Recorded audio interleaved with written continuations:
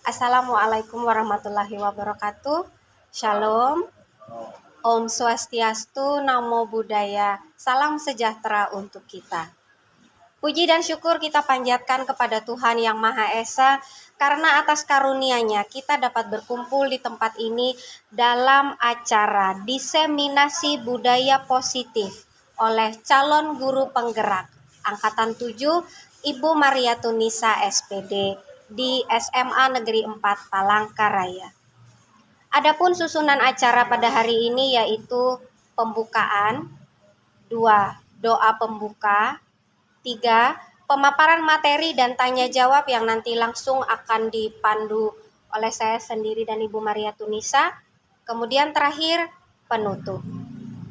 Baiklah Bapak Ibu, untuk kelancaran acara hari ini, marilah kita berdoa menurut agama dan keyakinan kita masing-masing. Berdoa dimulai.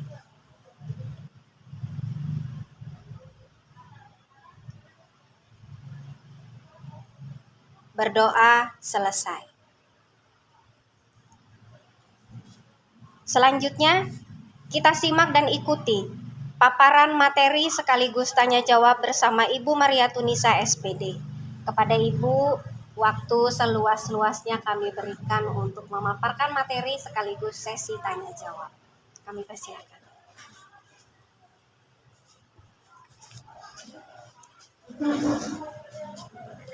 Terima kasih, Putu. Assalamualaikum warahmatullahi wabarakatuh. Selamat siang, salam sejahtera bagi kita semua.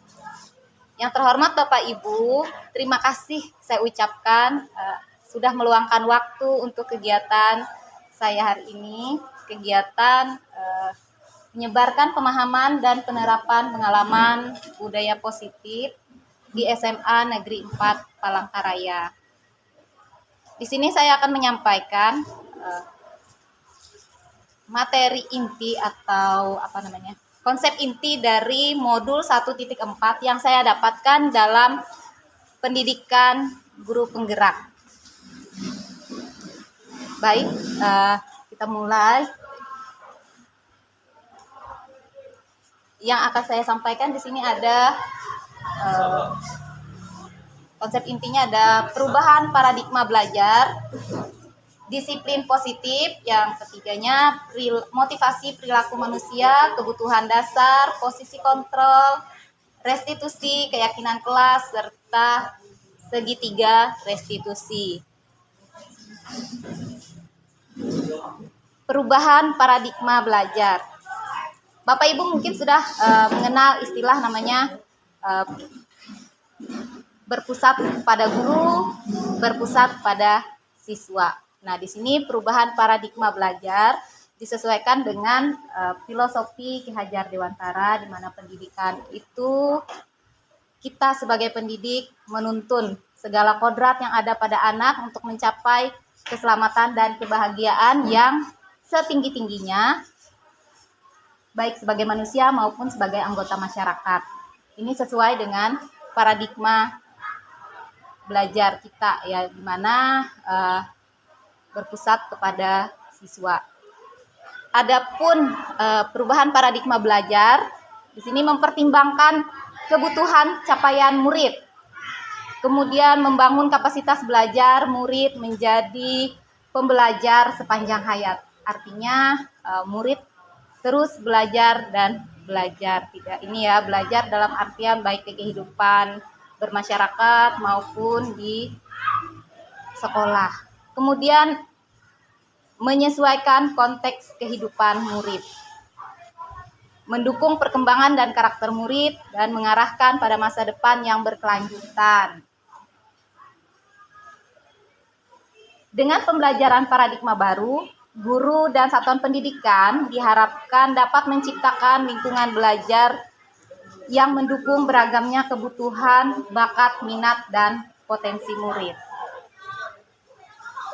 Nah, ini adalah contoh paradigma belajar yang saya terapkan menyesuaikan dengan kebutuhan murid, atau misalkan seperti ini. Kemarin saya mengajar mengenai virus, ya, di mana saya mengajak siswa untuk mensosialisasikan bagaimana pencegahan penyebaran virus. Jadi mereka ada yang bikin poster secara digital, dalam artian mereka menggunakan HP-nya ya berkelompok. Ada juga yang mereka sukanya secara manual. Jadi mereka bekerja sama, ada yang menempel dan lain sebagainya. Nah, di sini hasilnya yang ini adalah gambar dari posternya dari anak-anak dan presentasi dari anak-anak yang menggunakan poster, menggunakan tempel. Kemudian kita masuk yang kedua, mengenai disiplin positif. Disiplin yang dimaksud adalah disiplin diri yang memiliki motivasi internal. Artinya disiplin yang muncul dari dalam dirinya, bukan adanya dari luar. Ya, kita sebagai pendidik menciptakan anak-anak yang memiliki disiplin diri sehingga mereka bisa berperilaku dengan mengacu pada nilai-nilai kebajikan universal dan memiliki motivasi intrinsik dari dalam diri tadi, bukan ekstrinsik.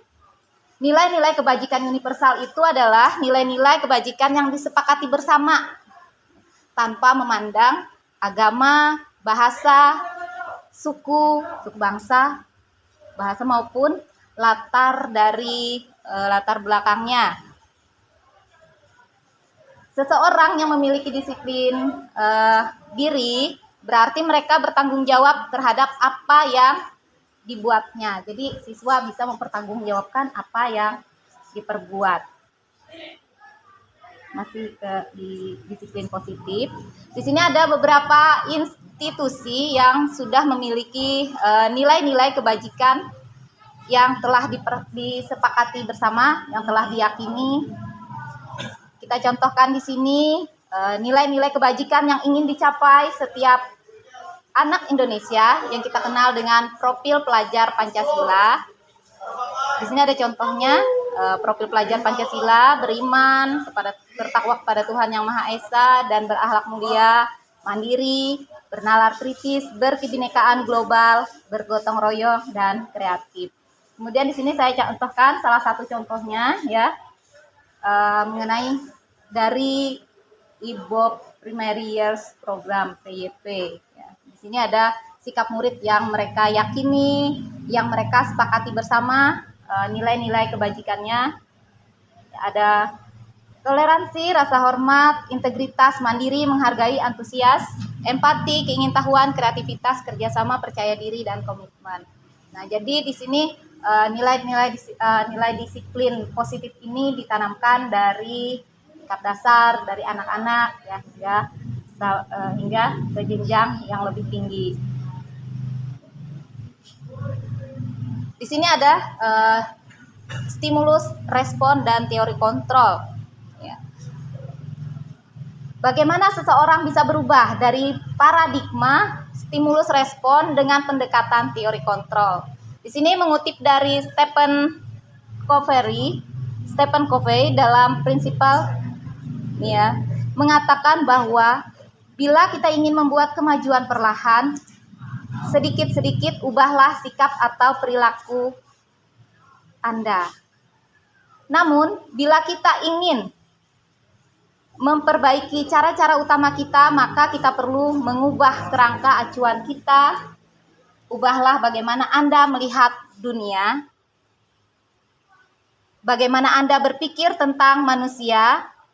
Ubahlah paradigma Anda, skema pemahaman dan penjelasan aspeknya tentang realitas. Ya. Jadi di sini kita percaya ya, stimulus respon ini yang dulu ya, realitasnya kebutuhan kita sama. Kita menganggap kebutuhan itu setiap orang itu sama. Menurut teori kontrol, realitas kebutuhan kita itu berbeda. Jadi kebutuhan si A dengan si B itu berbeda. Begitu juga ya kalau kita dengan siswa ya, kita menganggap siswa itu kebutuhannya sama gitu ya di kelas. Ternyata kebutuhan mereka berbeda. Semua orang melihat hal yang sama, ini pada stimulus respon. Menurut teori kontrol, setiap orang memiliki gambaran berbeda. Kita mencoba mengubah orang agar berpandangan sama dengan kita, tapi menurut teori kontrol, kita berusaha memahami pandangan orang lain tentang dunia. Jadi kita berusaha memahami pandangan orang lain tentang dunia. Perilaku buruk dilihat sebagai suatu kesalahan. Nah, ini menurut stimulus respon. Ini yang biasanya kita kita anggap suatu perilaku buruk itu suatu kesalahan. Tetapi menurut teori kontrol, hanya semua perilaku memiliki tujuan. Jadi mereka melakukan kesalahan itu pasti ada tujuannya. Kalau misalkan anak-anak ribut di kelas, ada yang menyembunyikan buku temannya, berarti dia ada tujuan. Jadi perilaku buruknya tadi bukan kesalahan, tapi karena dia ingin memenuhi tujuannya. Orang lain bisa mengontrol saya, ini menurut stimulus respon. Tetapi menurut teori kontrol, hanya Anda yang bisa mengontrol diri Anda. Jadi hanya kita yang bisa mengontrol diri kita. Sama dengan siswa, hanya siswa yang bisa mengontrol dirinya. Saya bisa mengontrol orang lain, ini menurut stimulus respon. Tetapi hanya Anda yang bisa, Anda tidak bisa mengontrol orang lain. Jadi kita tidak bisa mengontrol orang lain.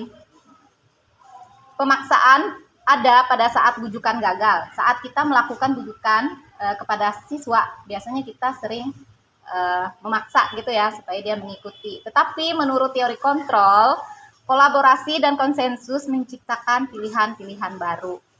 Kemudian pada stimulus respon, model berpikir itu menang kalah, sementara pada teori kontrol adalah menang-menang.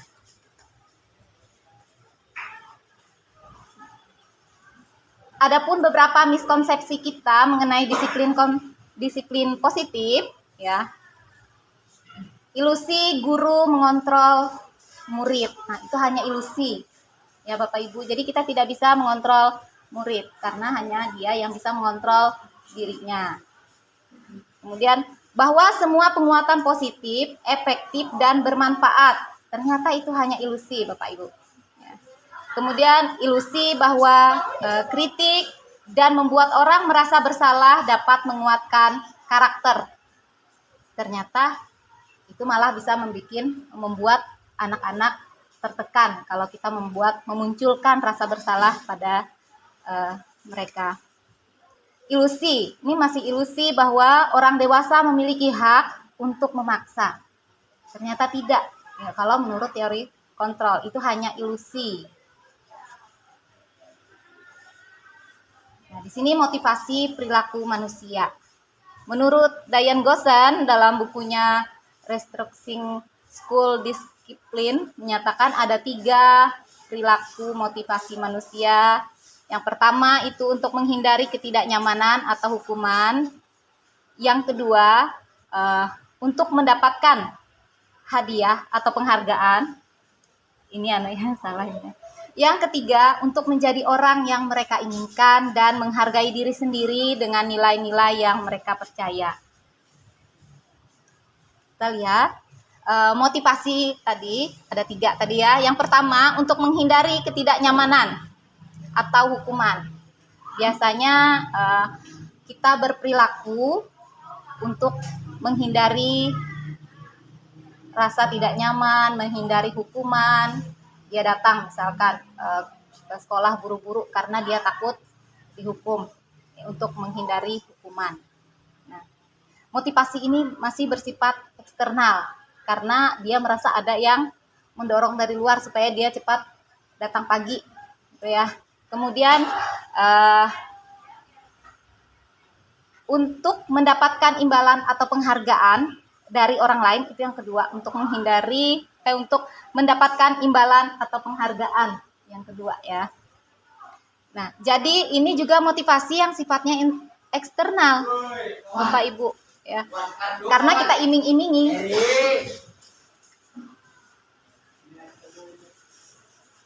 Eh, yang kedua tadi ya. Yang kedua, untuk mendapatkan imbalan atau penghargaan dari orang lain.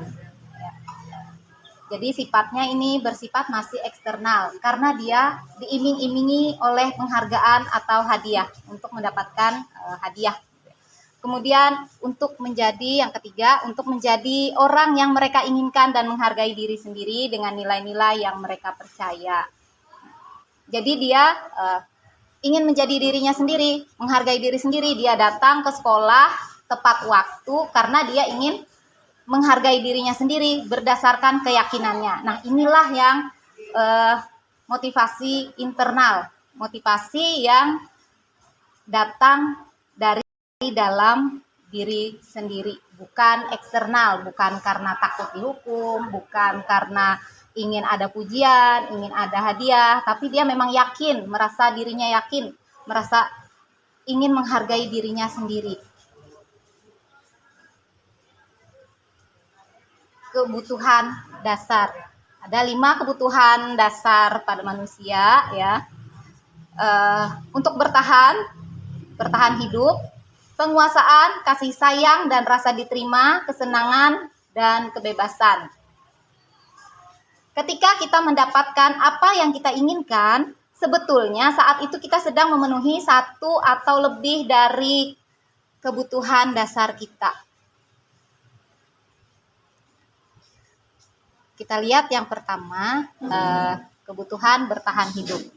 Kebutuhan bertahan hidup atau survival adalah kebutuhan yang bersifat fisiologis untuk bertahan hidup, misalnya kesehatan, rumah, dan makanan. Jadi ini ada 5 kebutuhan dasar tadi. Yang pertama, kebutuhan bertahan hidup. Yang kedua, kasih sayang dan rasa diterima atau kebutuhan untuk diterima. Ya.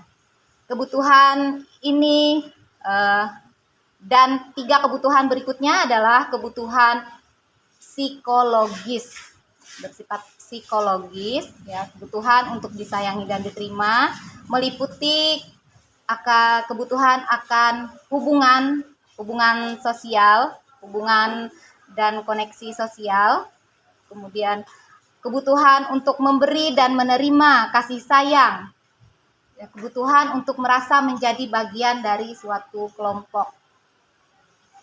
Kebutuhan yang ketiga adalah penguasaan, kebutuhan pengakuan atas kemampuan. Di sini kebutuhan ini berhubungan dengan kekuatan untuk mencapai sesuatu, menjadi kompeten, menjadi terampil, diakui atas prestasi dan keterampilan, atau kita, didengarkan dan memiliki rasa harga diri. Ini adalah penguasaan, kebutuhan dasar penguasaan. Kemudian kebutuhan berikutnya adalah kebebasan, kebutuhan akan pilihan. Nah, kebutuhan untuk bebas adalah kebutuhan akan kemandirian, otonomi, memiliki pilihan dan mampu mengendalikan arah hidup seseorang. Anak-anak dengan kebutuhan kebebasan yang tinggi menginginkan pilihan. Mereka perlu banyak bergerak, suka mencoba-coba, tidak terlalu terpengaruh oleh orang lain, dan senang mencoba hal baru dan menarik. Mungkin ini sering kita temukan ya, siswa kita seperti ini. Kemudian yang berikutnya adalah kebutuhan mengenai kesenangan atau kebutuhan untuk merasa senang. Kebutuhan akan kesenangan adalah kebutuhan untuk mencari kesenangan, bermain, tertawa. Nah, ini adalah kebutuhan kesenangan. Glasser menghubungkan kebutuhan akan kesenangan dengan belajar. Semua hewan dengan tingkat inteligensi tinggi juga memiliki kebutuhan kesenangan, misalnya anjing, lumba-lumba, primata, dan lain-lain. Ya. Ini mereka juga punya kebutuhan kesenangan. Nah, sekarang adalah posisi kontrol. Posisi kontrol kita sebagai guru. Ada 5 posisi kontrol. Yang pertama adalah penghukum, yang kedua pembuat rasa bersalah, yang ketiga teman, yang keempat pemantau, yang kelima manajer. Nanti Bapak Ibu bisa melihat posisi kontrol Bapak Ibu ada di mana ya. Kita lihat yang pertama, penghukum. Maksudnya seorang penghukum bisa menggunakan hukuman fisik maupun verbal. Orang-orang yang menjalankan posisi penghukum senantiasa mengatakan bahwa sekolah memerlukan sistem atau alat yang lebih menekan murid-murid lebih dalam lagi. Biasanya kalau penghukum ini dia akan sifatnya dadakan tanpa diberitahu ya. Tiba-tiba dia memberikan hukuman. Misalkan ada anak yang terlambat. Anak terlambat datang, tiba-tiba langsung disuruh sana ambil sampah, pungut sampah, bersihkan kaca, bersihkan toilet, dan lain-lain. Ini namanya hukuman. Beda dengan konsekuensi ya Bapak Ibu. Kalau konsekuensi itu sudah disosialisasikan, sudah disepakati bersama.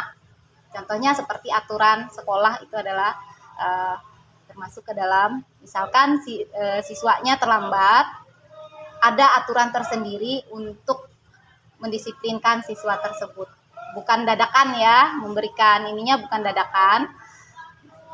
Kemudian yang kedua, pembuat merasa bersalah. Pada posisi ini, biasanya guru akan bersuara lemah lembut. Jadi dia bersuaranya lemah lembut, tidak kasar, ya, tidak membentak. Pembuat rasa bersalah akan menggunakan keheningan yang membuat orang lain merasa tidak nyaman, dicuekin ya Bapak Ibu ya, sehingga dia merasa tidak nyaman, bersalah, atau juga rendah diri. Misalkan mengatakan sesuatu ya,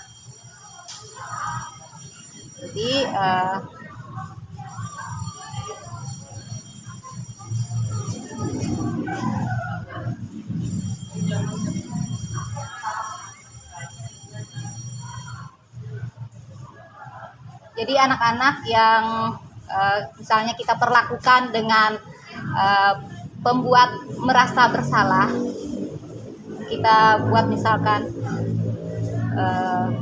kamu lagi dan kamu lagi gitu yang sering terlambat ya. Jadi anak-anak akan merasa bersalah, dia merasa tidak nyaman kalau dia melakukan kesalahan gitu ya. Kemudian sebagai teman, ini adalah posisi kontrol yang ketiga sebagai teman.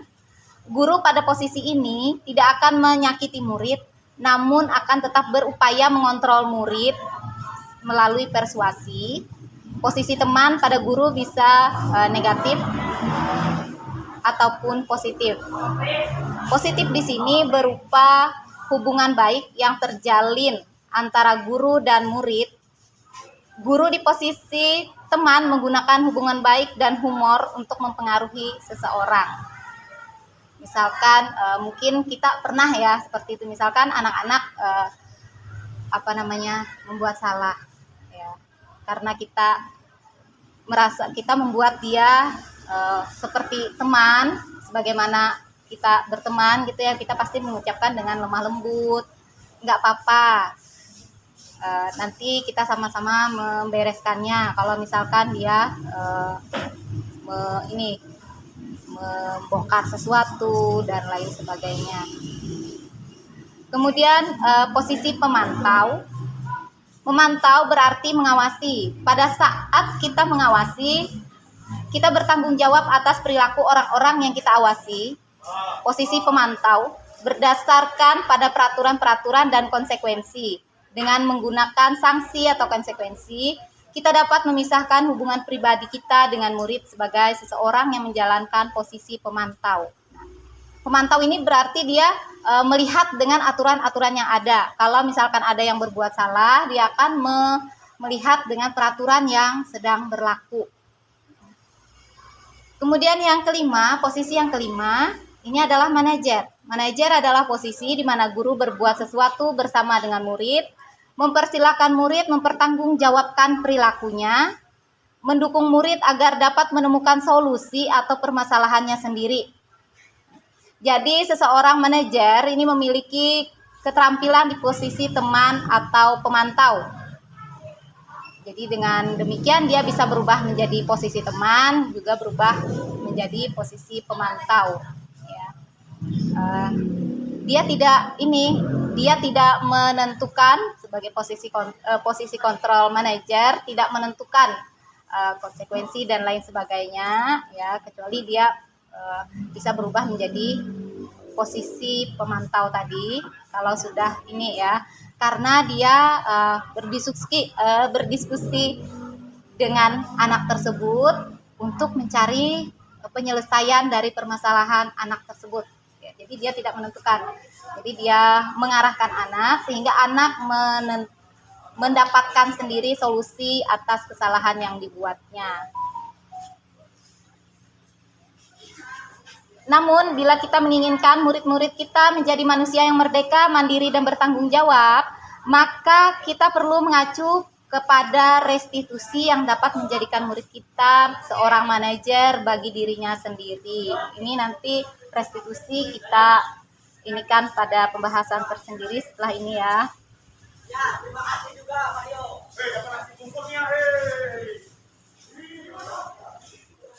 Nah, ini restitusi. Restitusi adalah proses menciptakan kondisi bagi murid untuk memperbaiki kesalahan mereka, sehingga mereka bisa kembali pada kelompok mereka dengan karakter yang lebih kuat. Ini menurut Gosen. Ya. Kemudian ada juga menurut Chelsom Gosen 1996, restitusi juga adalah proses kolaboratif yang mengajarkan murid untuk mencari solusi untuk masalah dan membantu murid berpikir tentang orang seperti apa yang mereka inginkan dan bagaimana mereka harus memperlakukan orang lain. Melalui pendekatan restitusi, ketika murid berbuat salah, guru akan menanggapi dengan mengajak murid berefleksi tentang apa yang dapat mereka lakukan untuk memperbaiki kesalahan mereka, sehingga mereka menjadi pribadi yang lebih baik dan menghargai dirinya. Ini adalah restitusi. Di sini ada ciri-ciri restitusi yang membedakannya dengan program disiplin lainnya. Restitusi bukan untuk menebus kesalahan, namun untuk belajar dari kesalahan. Restitusi itu untuk memperbaiki hubungan. Restitusi adalah tawaran, bukan paksaan. Jadi kita tidak boleh memaksa. Restitusi menuntun anak untuk melihat ke dalam diri. Restitusi mencari kebutuhan dasar yang mendasari tindakan. Restitusi diri adalah cara yang paling baik. Kemudian fokus pada karakter bukan tindakan. Jadi fokus pada karakter yang ingin dipenuhi ya, bukan pada tindakan. Kemudian fokus pada solusi, mengembalikan murid yang berbuat salah pada kelompoknya. Segitiga restitusi. Untuk melakukan restitusi tadi ada langkah-langkah, namanya disebut dengan segitiga restitusi. Langkah yang pertama untuk restitusi, menstabilkan identitas. Kemudian ini pada teori kontrol, kita semua akan melakukan hal terbaik yang bisa kita lakukan. Yang kedua, validasi tindakan yang salah. Semua perilaku memiliki alasan menurut teori kontrol. Kemudian menanyakan keyakinan.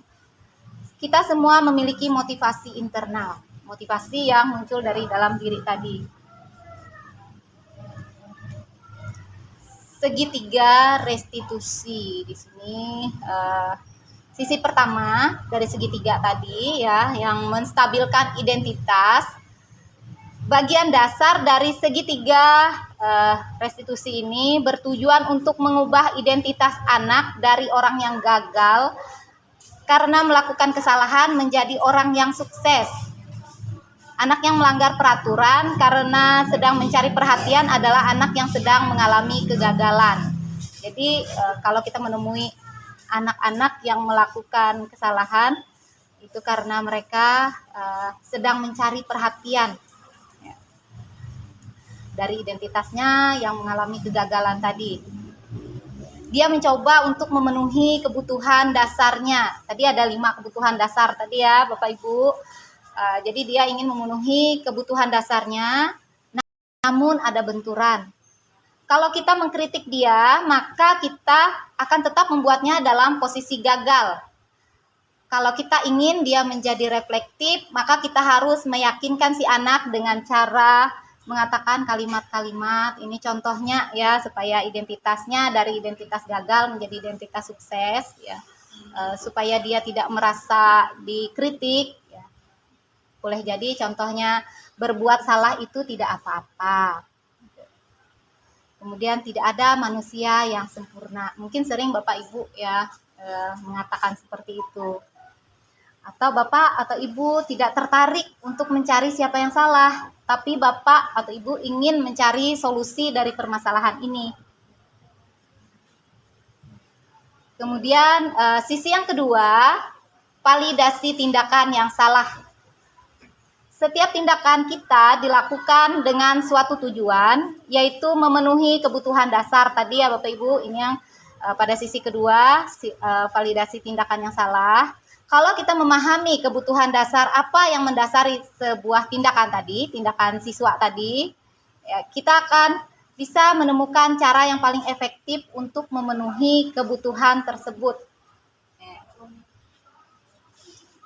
Seorang guru yang memahami teori kontrol akan mengubah pandangannya dari teori stimulus respon ke cara berpikir proaktif yang mengenali tujuan dari setiap tindakan. Kita mungkin tidak suka sikap seorang anak yang terus-menerus merengek. Tapi bila sikap itu mendapat perhatian kita, maka itu telah memenuhi kebutuhan anak tersebut. Kalau ini biasanya kita dengan anak-anak di rumah kadang-kadang seperti itu ya. Anak-anak sering merengek, minta ini, begini, begitu, ya. Padahal dia ingin memenuhi kebutuhannya. Kalimat-kalimatnya contohnya, ya, yang mungkin terdengar asing, ya. Namun bila dikatakan dengan nada tanpa menghakimi, akan memvalidasi kebutuhan mereka. Contohnya ya Bapak Ibu. Padahal kamu bisa melakukan yang lebih buruk dari ini ya. Tuh ya. Atau kamu pasti punya alasan mengapa melakukan hal itu. Misalkan anak ada yang terlambat. Ya, kita bisa untuk memvalidasi tindakan anak tersebut. Kamu pasti punya alasan mengapa melakukan hal itu. Bisa jadi alasannya karena dia bangun kesiangan, ya, karena terburu-buru, sehingga alat tulisnya ketinggalan. Kamu patut bangga pada dirimu sendiri karena kamu telah melindungi sesuatu yang penting buatmu. Kemudian sisi yang ketiga dari segitiga restitusi, teori kontrol menyatakan pada dasarnya termotivasi secara internal. Kita ini termotivasi secara internal, Bapak Ibu.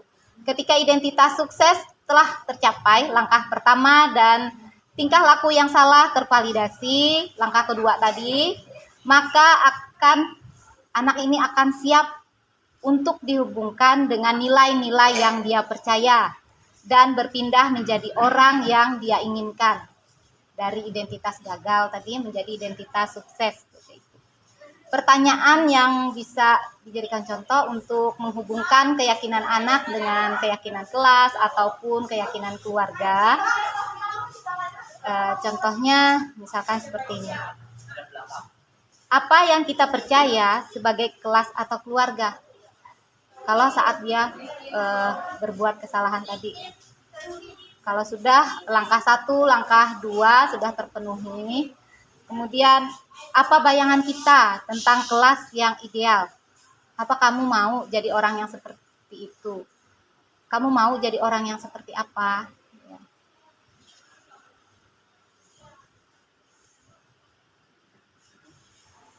ini saya sudah melakukan segitiga restitusi ya, melakukan menggunakan langkah-langkah segitiga restitusi.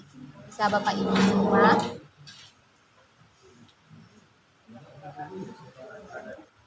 Ini tahu alasan atau dipanggil ke sini. Tahu Bu, karena saya tidak kemudian tahu saat bicara. Kenapa itu tidak dipakai ini? Karena saya terburu-buru sehingga saya terlambat. Jenny datang sewaktu itu bagus ya Jen. Tapi kalau boleh tahu, apa alasan Jenny sehingga berangkat terburu-buru? Karena malamnya saya lupa menyiapkan atribut saya, sehingga paginya baru saya mencari tetapi tidak mendapatkan. Jenny tahu peraturan sekolah. Kalau Peraturan bagian mana yang Jenny langgar? memakai atribut lengkap saat kita cari. Atribut lengkap.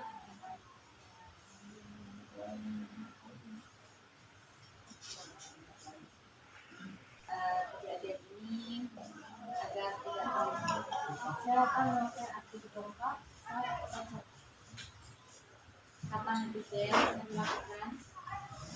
Saat malam hari, saya akan menyiapkan perlengkapan sekolah dan atribut sekolah sebelum saya tidur. Jadi sebelum tidur Jenny sudah mempersiapkan atribut dan peralatan sekolah. Kali ini atas kerja sama Jenny, silahkan Jenny kembali ke kelas karena masih ada pengajian.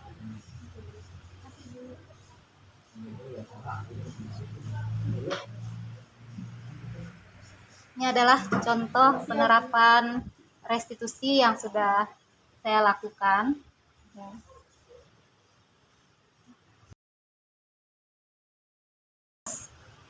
Keyakinan yaitu nilai-nilai kebajikan universal yang disepakati secara tersirat dan tersurat lepas dari latar belakang suku, negara, bahasa, maupun agama. Prosedur pembentukan keyakinan kelas. Ini keyakinan kelas, kalau keyakinan kelas biasanya siswa dengan wali kelasnya ya Bapak Ibu. Bapak Ibu bisa menjelaskan dulu keyakinan kelas itu apa. Keyakinan kelas tadi adalah keyakinan itu adalah apa nilai universal yang kita yakini gitu ya, kita yakini bersama yang nilainya positif ya. Jadi kita bisa mempersilakan warga kelas untuk bercurah pendapat tentang peraturan yang perlu disepakati di kelas atau di sekolah ya Bapak Ibu. Bapak Ibu bisa mengajak siswa berdiskusi mengenai pembentukan keyakinan kelas, nilai-nilai apa aja yang bisa dijalankan, tapi sesuai dengan dirinya, sesuai dengan keyakinan yang dimilikinya bersama-sama ya. Kemudian mencatat semua masukan para murid. Di sini bisa curah pendapatnya bisa kita gunakan sticky note atau kertas warna-warni itu ya. Mereka menuliskan keyakinan apa yang mereka yakini gitu ya. Tapi dengan menggunakan kalimat-kalimat positif. Kalimat positif itu misalkan kalau kalimat negatif itu kan dilarang buang sampah sembarangan. Buatlah kalimat positif. Buanglah sampah pada tempatnya atau jagalah kebersihan kelas. Seperti itu Bapak Ibu ya. Kita buat kalimatnya kalimat-kalimat positif, tapi kita beritahukan dulu dengan anak-anak ya. Keyakinan kelas itu seperti apa.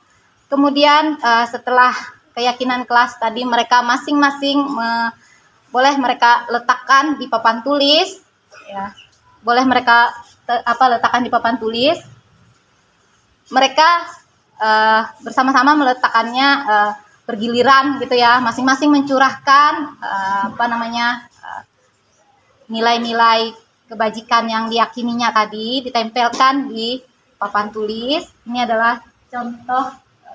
Sebelah sini adalah siswa yang telah menempelkan keyakinan yang dipercaya, nilai-nilai positif tadi, nilai-nilai universal yang mereka percaya. Kemudian kita bersama-sama menyusun kalimat-kalimat yang serupa, kita kelompokkan ya. Setelah kita kelompokkan, kita ambil kalimat yang sesuai. Kita bersama-sama mendiskusikannya dengan siswa ya. Sehingga terbentuk keyakinan kelas. Misalkan seperti ini Ini contoh yang sudah saya lakukan di kelas 10.4. Ada bernalar kritis. Mereka mintanya ini seperti apa? Ini bernalar kritis. Nanti akan dibuat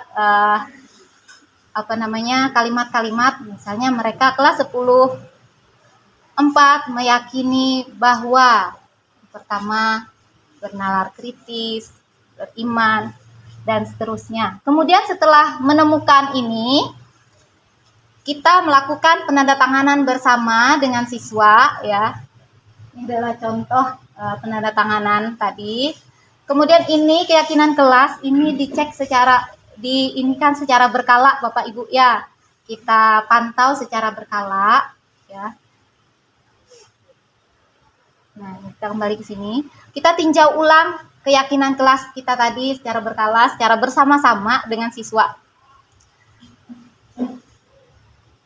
Keyakinan kelas selanjutnya diletakkan di dinding kelas di tempat yang mudah dilihat semua warga kelas. Jadi apakah itu di depan, dekat mereka masuk, yang pasti mereka mudah untuk melihat sehingga mereka, oh ini loh keyakinan kelas yang kami yakini bersama.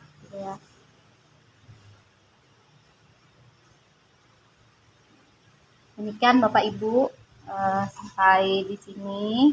Jika ada pertanyaan, bisa saya persilahkan, bisa langsung ya Bu Kutu, bisa langsung. Silahkan kalau ada yang bertanya.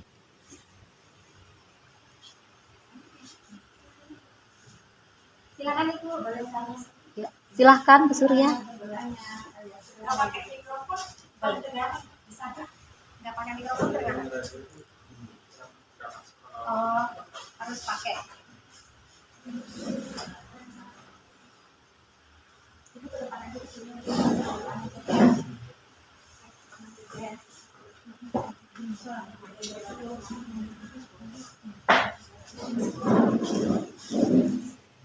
Terima kasih atas waktunya. Saya mau bertanya tadi tentang mulai dari hukuman sampai yang terakhir manajer. Ya, posisi kontrol. Sisi kontrol. Berarti kita sebagai guru itu sebaiknya sebagai manajer. Iya. Nah, bagaimana kita menerapkan semuanya sebagai manajer itu? Apakah ada langkah-langkahnya dari awal sampai akhir, contoh-contoh untuk bisa menjadi manajer di kelas itu? Oke. Terus dengan yang ini tadi bikin yang terakhir itu tadi berarti aturan itu dibikin keyakinan kelas itu berarti dibikin awal semester, awal tahun ajaran baru antara Boleh. wali kelas dengan siswa. Oke. Itu aja yang ditanyakan. Terima kasih. Dijawab sekarang Bu Kutu, silakan. Ayo, pertanyaannya. Mau dibacakan. Terima kasih Ibu Sri Wuryanti SPD. Langsung dua pertanyaan. Yang pertama itu berkaitan dengan posisi kontrol, terutama di bagian posisi yang kelima manajer. Kurang lebih tadi pertanyaannya bagaimana penerapan posisi manajer kita selaku guru. Tahapan-tahapannya seperti apa dari awal sampai akhir supaya posisi kontrol manajer ini terlaksana. Gitu ya. Oke, kemudian yang kedua, keyakinan kelas itu sebaiknya dibuat kapan? Apakah waktu awal masuk atau bagaimana? Silakan Ibu. Baik, terima kasih Bu Sri Wuryanti.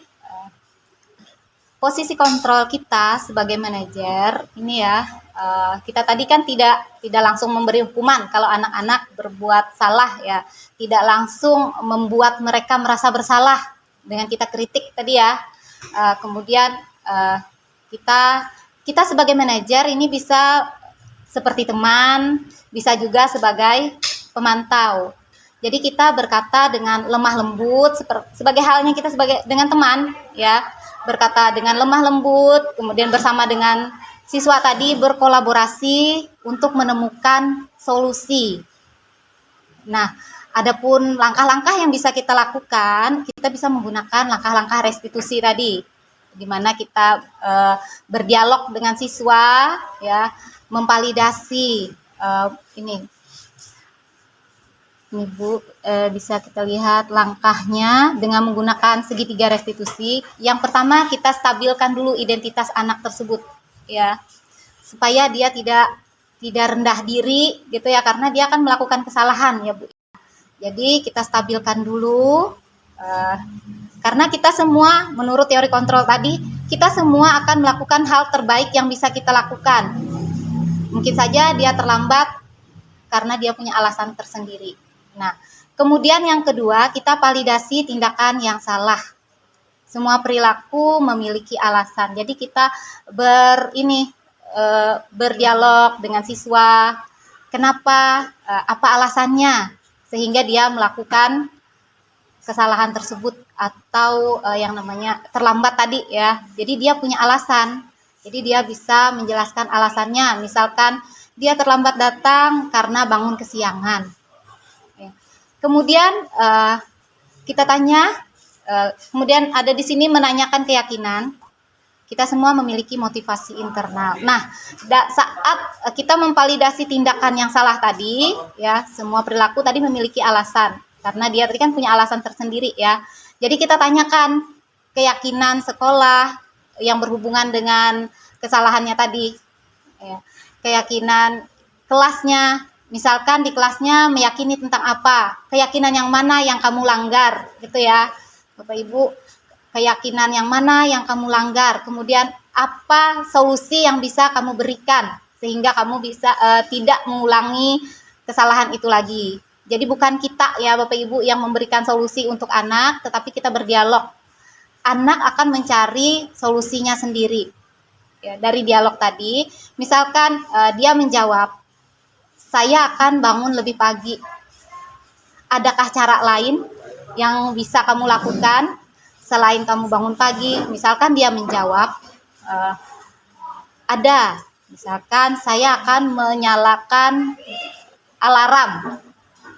Atau saya akan meminta bantuan orang di rumah untuk membangunkan saya lebih pagi lagi.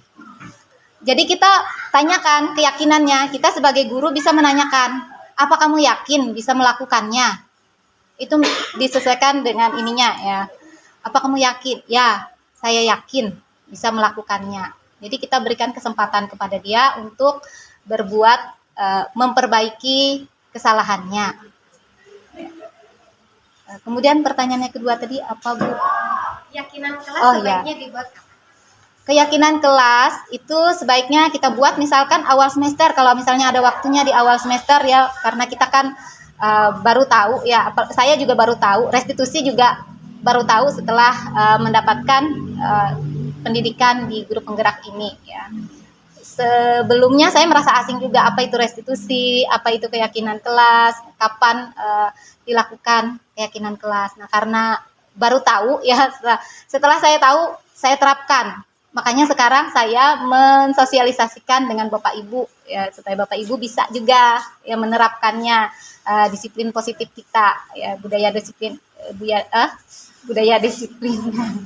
ya. Nah, kapan tadi ya? Saat kita sudah tahu ya, misalkan di awal semester kita sudah tahu boleh, tapi ini kita tinjau terus ya Bapak Ibu ya. Kita tinjau, kita misalkan ada lagi keyakinan yang ini bisa kita perbaiki lagi. Yang pasti kita tinjau berkala atau terus ya Bapak Ibu.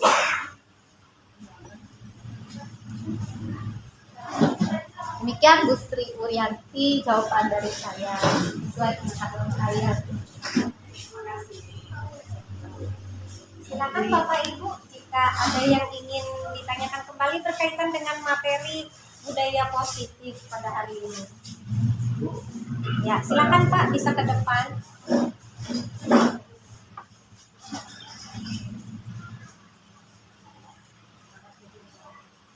Terima kasih Ibu Ketu dan Ibu Susan yang sudah memberikan pemahaman bagi kita semua terkait perbuatan baik semangat secara positif ya dalam kegiatan yang disampaikan saat ini. Nah, saya tertarik dengan restitusi ini dikatakan segitiga ya, segitiga restitusi. Dan di poin kedua itu ada validasi tindakan yang salah. Perlukah tindakan yang salah itu divalidasi? Karena biasanya itu tindakan yang baik itulah yang kita validasi. Kemudian juga mohon izin di slide-nya tadi ada teorinya tadi. Ini. Ya. Semua perilaku dikatakan di situ memiliki alasan. Nah, tetapi apakah hal yang dibuat tadi salah tetapi itu divalidasi ya? Dan itu menjadi satu perilaku yang memiliki alasan. Pertanyaan saya tadi, validasi tindakan yang salah itu memungkinkan tidak? Sehingga ini menjadi arah yang positif nantinya. Demikian Bu Maria Teresa, terima kasih.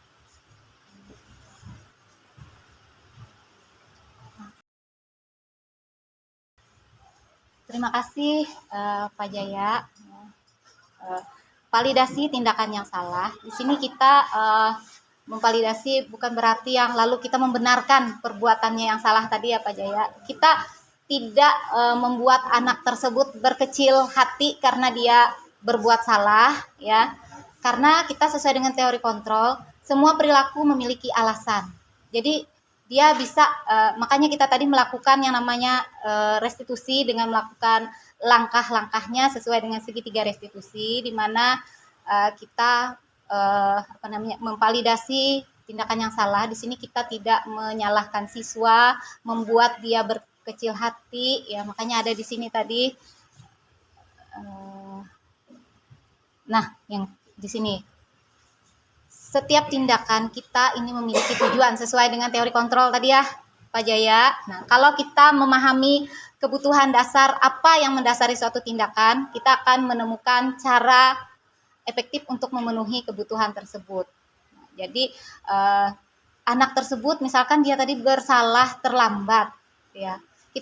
Memang kita tidak membenarkan dia terlambat, tapi kita menggali keyakinan yang muncul dari dalam dirinya. Apa penyebab dia bisa terlambat? Bagaimana dia bisa mengubah yang salah tadi, tindakan dia yang salah tadi menjadi yang benar, atau tindakan yang gagal tadi ya menjadi identitas yang sukses. Jadi kita gali kenapa kita bukan kita yang memberikan solusi untuk dia, tapi kita kan berdiskusi, berdialog namanya ya begitu. Berdialog dengan siswa tersebut untuk dia bisa menemukan solusinya sendiri. Ya, tanpa kita menyampaikan apa, kita hanya memandunya, menuntunnya agar dia tidak berbuat kesalahan lagi. Inisiatif itu lebih dominan ke siswanya. Iya, sehingga muncul motivasi tadi. Motivasinya muncul dari dalam dirinya sendiri untuk memperbaiki tindakannya yang salah tadi. Sehingga itulah yang tervalidasikan di teori kontrolnya nyambung ya. Iya. Ada lagi? Oh iya, sama-sama Pak Jaya. Oh, silakan Bu Surya ya. Bisa maju Bu Surya.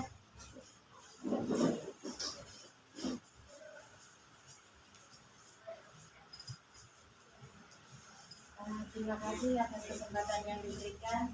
Mohon maaf, saya berdiri di depan sekali. Maaf.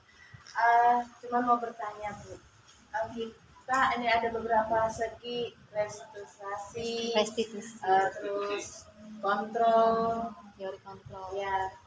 Berarti kita perlu kerjasama ya bersama siswa dan guru.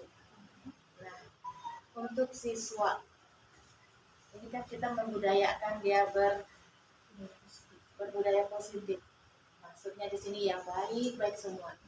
Nah, tadi yang tidak baik, bagaimana biar dia bisa baik lagi. Nah, itulah budaya positif kita tanamkan ke siswa kita, gitu. Nah, biar tercapai semua itu Bu, yang paling gerakan yang harus kita laksanakan itu mulai dari mana? Terima kasih. Saya jawab langsung. Terima kasih Ibu Surya. Ya. Yang bisa kita laksanakan yang paling utama adalah dari diri kita sendiri, dari kita sebagai guru, kita sebagai orang yang dituru oleh siswa. Jadi kita dulu yang mendisiplinkan diri.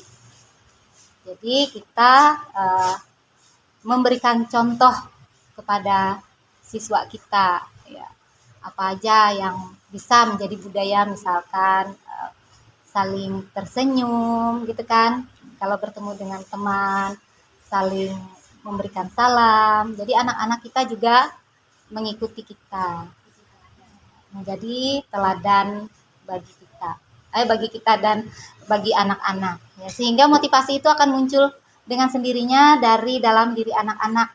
Pasti dia akan merasa malu ya ketemu dengan guru, teman-temannya yang lain mengucapkan salam, sementara dia misalkan cuma lewat nyelonong, pasti dia akan ada rasa malunya sedikit, ya.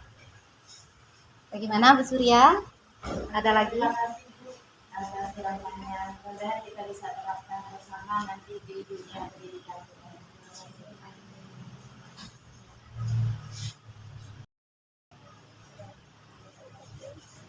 Mungkin ada lagi Bapak Ibu yang mau bertanya?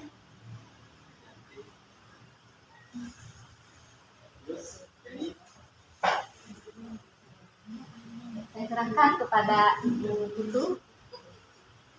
Baik, sekali lagi Bapak Ibu, apakah ada hal yang ingin ditanyakan atau dibicarakan kembali? Maksudnya ada yang ingin kita bahas, kita Berbagi. diskusikan bersama, bukan bertanya lagi tetapi hanya mendiskusikan. Siapa tahu punya pengalaman berkaitan dengan materi ini. Oke Bapak Ibu, kalau misalnya sudah berarti cukup ya. Mungkin sedikit di sini bukan menambahkan, bukan, tetapi semacam apa ya, berbagi sedikit. Ini ada istilah keyakinan. Kalau saya tangkap, istilah dulu itu mungkin sama dengan yang namanya peraturan. Hanya saja kenapa diubah menjadi istilah keyakinan? Kalau peraturan itu kan sepertinya hanya satu pihak. Tetapi kalau keyakinan yang dulunya bernama peraturan ini disepakati juga oleh pihak yang lain, dalam hal ini pihak siswa atau mungkin warga sekolah yang lain, sehingga yang dulunya peraturan sekarang menjadi keyakinan bersama, diyakini supaya bisa dilaksanakan dengan baik. Saya pikir itu saja yang bisa sedikit saya bagikan pada hari ini. Baik, apabila tidak ada yang ingin dibicarakan lagi, dipertanyakan lagi, berarti kita tutup acara ini Bapak Ibu. Ya.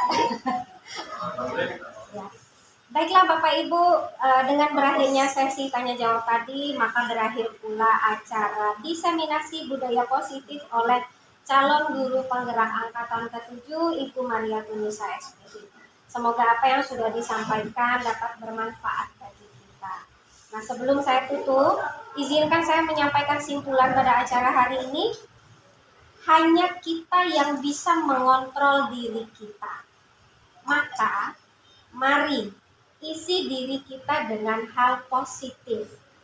Tanamkan budaya positif sejak dini agar kontrol diri kita mengantarkan kita pada keberhasilan. Selamat siang Bapak Ibu, kita berjumpa pada diseminasi berikutnya.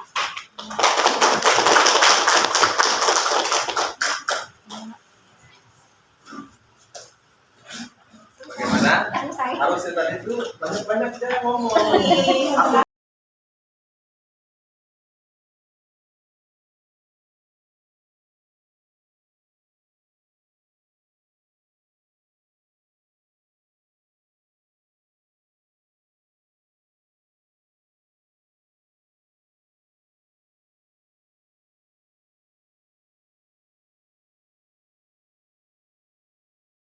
Halo, perkenalkan saya Revania Gusta Kristiani. Ya, saya senang dalam pembuatan keyakinan kelas dan saya juga terlibat dalam pembuatan keyakinan kelas. Ibu guru juga menjelaskan kepada kami dan kepada saya dan teman-teman saya fungsinya keyakinan kelas.